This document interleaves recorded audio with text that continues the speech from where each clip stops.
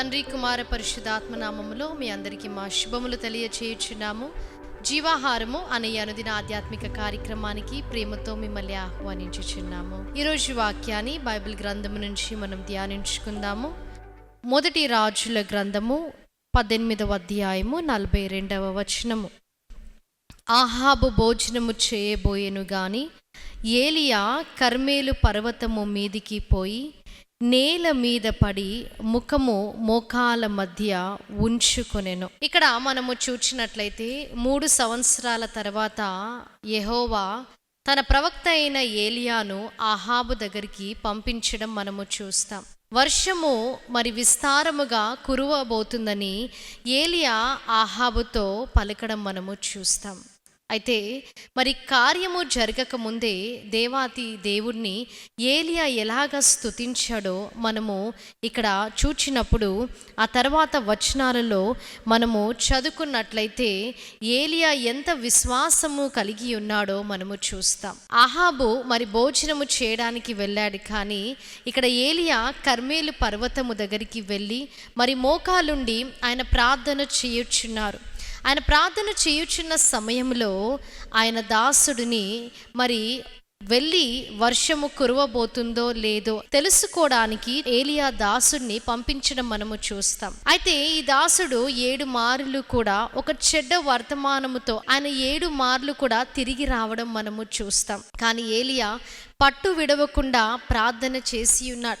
మొదటిసారి ఆయన వచ్చి ఏమీ లేదని చెప్పినప్పుడు మరలా 7 సార్లు ఆయనను పంపించడం మనము చూస్తాం. అంటే దేవుని యందు ఆయనకు కలిగి ఉన్న విశ్వాసం అది.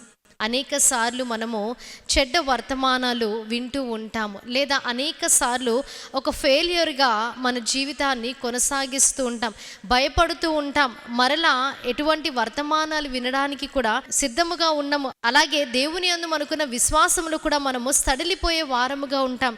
కానీ ఏలియాని మనము చూచినప్పుడు 7 సార్లు కూడా ఆయన ఎటువంటి మంచి వర్తమానము విననప్పటికీ దేవుని యందు విశ్వాసం ఉంచి ఆయన ప్రార్థనలో పట్టు విడవకుండా ఆయన ప్రార్థన చేసి ఉన్నాడు.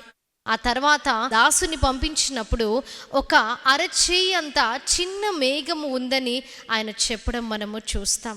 ఎప్పుడైతే ఏలియా అది విన్నాడో వెంటనే లేచి దేవుణ్ణి స్తుతించి ఆహాబుకు ఇలాగున చెప్పుము, విస్తారమైన వర్షము కురవబోతుంది కాబట్టి నీవు బయలుదేరి వెళ్ళమని చెప్పుమని ఆయనకి ఆజ్ఞాపించి ఉన్నాడు. అంటే వర్షాన్ని ఇంకా చూడకముందే ఆ మేఘము చిన్నదిగా ఉన్నప్పుడే, అరచేయంత మేఘముగా ఉన్నప్పుడే దేవుని యందు ఆయన విశ్వాసం ఎంతో గొప్పది కాబట్టి ముందుగానే దేవుని స్తుతించడం మనము చూస్తాం. మన జీవితంలో కూడా మనం ఎన్నోసార్లు ఈ చెడు వర్తమానాలు వింటూ ఉంటాం, ఎన్నోసార్లు ఫెయిల్ అయిపోతూ ఉంటాం, ఎన్నోసార్లు ఇతరుల నుంచి ఇంకా నీవు ఇది చేయలేవు, నీ వలన కాదు అని చెప్పేవారు అనేకులు ఉంటారు. కానీ దేవుని యందు మన విశ్వాసము సడలిపోకూడదు. ఇక్కడ ఏలియా ఎలాగైతే పట్టుదలతో విశ్వాసముతో ప్రార్థన చేసి ఉన్నాడో అటువంటి పట్టుదలతో విశ్వాసంతో మనము కూడా దేవునికి ప్రార్థన చేసినప్పుడు ఆయన మన ప్రార్థనలు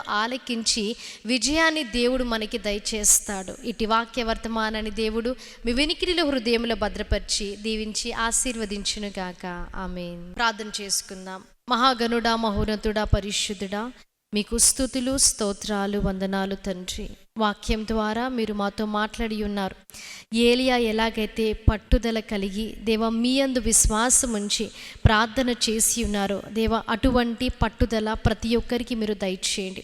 దేవా ఎన్నిసార్లు తండ్రి చెడ్డ వర్తమానము ఆయన వినినప్పటికీ, ఎటువంటి సూచన ఆయన చూడనప్పటికీ ఎలాగైతే విశ్వాసంతో ప్రార్థన చేసి ఉన్నాడో అటువంటి విశ్వాసము ప్రతి ఒక్కరికి మీరు దయచేయండి. విన్న వాక్యాన్ని ప్రతి ఒక్కరి హృదయంలో మీరు భద్రపరిచి నీరు కట్టి ఫలింపులోనికి తీసుకొని రండి. యేసుక్రీస్తు నామములో అడిగి వేడుకుంటున్నాం ప్రియ పరలోకపు తండ్రి, ఆమేన్.